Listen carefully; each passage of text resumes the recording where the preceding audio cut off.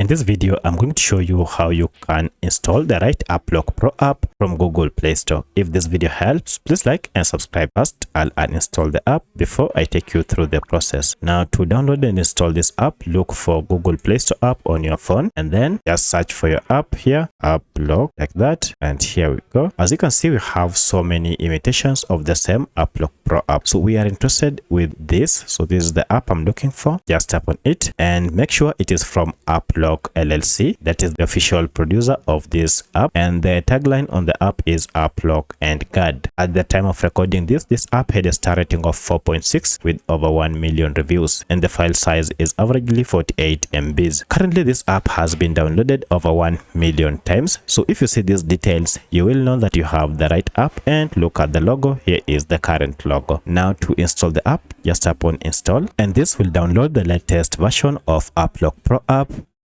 And once it has been downloaded, it will be installed on your smartphone.